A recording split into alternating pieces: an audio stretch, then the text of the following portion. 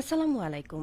বাংলাদেশ বেতার রাজশাহী স্থানীয় সংবাদ পড়ছি উমাইয়া সিদ্দিকা নিশা। নাটোর জেলার 4টি সংসদীয় আসনে তুলনামূলকভাবে নারী ভোটারের সংখ্যা বেশি। আসন্ন জাতীয় নির্বাচন ও গণভোটে নারী ভোটাররাই হবেন ফলাফলের অন্যতম নিয়ামক শক্তি। এই নিয়ে এখন শুনুন আমাদের নাটোর জেলা সংবাদদাতার একটি প্রতিবেদন।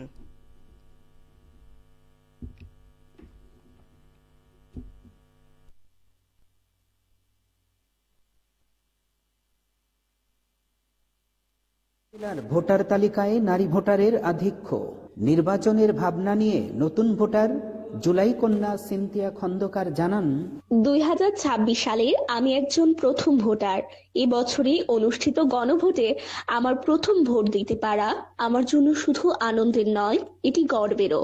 গণভোট নাগরিকদের সরাসরি মতামত প্রকাশের সুযোগ দেয়। এটাই গণতন্ত্রের সবচেয়ে শক্তিশালী ও স্বচ্ছ রূপ। এখানে আমার একটি ভোট মানে আমার মতামত, আমার দায়িত্ব এবং আমার ভবিষ্যতের প্রতি আমার সচেতন অংশগ্রহণ। এই প্রক্রিয়া আমাকে আরো আত্মবিশ্বাসী করেছে। আমার সিদ্ধান্তের মূল্য আছে। ভোট দেওয়া আমার অধিকার, আর সেই অধিকার প্রয়োগ করাই একজন সচেতন নাগরিক হিসেবে আমার দায়িত্ব। মহারাজা জগদেন্দ্রনাথ উচ্চ বিদ্যালয় ও কলেজের প্রভাষক মাসুমা সুলতানা রূপার গণভোটের চিন্তা, দরজায় কড়া নাড়ছে গণভোট, অর্থাৎ দেশের চাবি এখন আমাদের হাতে। এই সুযোগ কাজে লাগিয়ে গণভোটে ভোট দিতে চাই। আমি চাই রাষ্ট্র কাঠামোর সংস্কার সাধনের মধ্যে দিয়ে গণতন্ত্র সুসংহত হোক, বাসযোগ্য বাংলাদেশ হোক। উন্নয়ন সংস্থা আলোর নির্বাহী পরিচালক সমাজসেবক শামিমা লাইজু নীলার অবস্থান হা ভোটের পক্ষে। গণভোট বা হ্যাঁ ভোট মানে আমরা পরিবর্তনের পক্ষে, হ্যাঁ ভোট আমরা একটা নিরাপদ, ন্যায়ভিত্তিক ও উন্নয়ন বাংলাদেশের পক্ষে মত প্রকাশ করব। ধারণা করা হচ্ছে ত্রয়োদশ জাতীয় সংসদ নির্বাচন ও গণভোটে নারীরাই হবেন ফলাফলের অন্যতম নিয়ামক শক্তি। ফরাজি আহমদ রফিক বাবন, নাটোর জেলা সংবাদদাতা, বাংলাদেশ বেতার, রাজশাহী।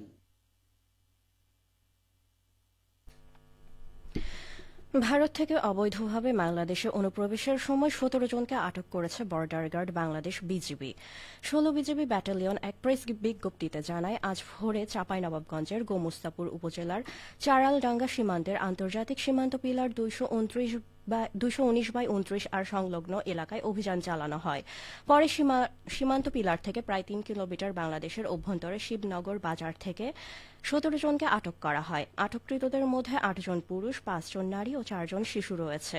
প্রাথমিক জিজ্ঞাসাবাদে জানা গেছে তারা সবাই খুলনা ও যশোর জেলার বাসিন্দা। তারা গত 5 থেকে 6 বছর ধরে ভারতের আগ্রা জেলায় বসবাস করছিলেন। গোমস্তাপুর থানার ভারপ্রাপ্ত কর্মকর্তা আব্দুল বারিক ও 16 বিজিবি ব্যাটালিয়নের অধিনায়ক লেফটেন্যান্ট কর্নেল মোহাম্মদ আরিফুল ইসলাম মাসুম বিষয়টি নিশ্চিত করেছেন।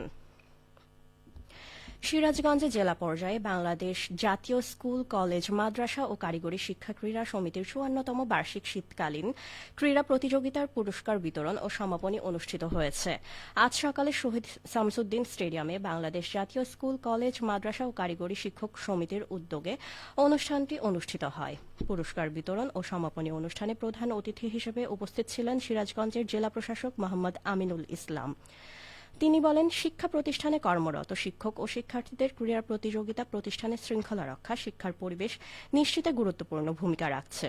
সিরাজগঞ্জ জেলা শিক্ষা অফিসার মোহাম্মদ আব্দুল জব্বারের সভাপতিত্বে অনুষ্ঠানে আরও উপস্থিত ছিলেন অতিরিক্ত জেলা প্রশাসক শিক্ষা রোজিনা আক্তার।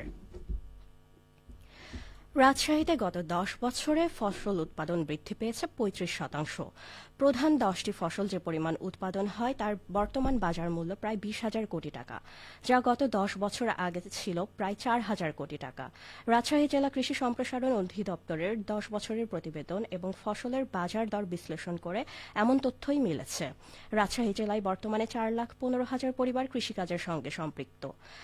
তার বাইরে শিক্ষিত যুবকরা উদ্যোক্তা হিসেবে এগিয়ে আসছেন কৃষিকাজে, বিনিয়োগ করছেন বিপুল অর্থ।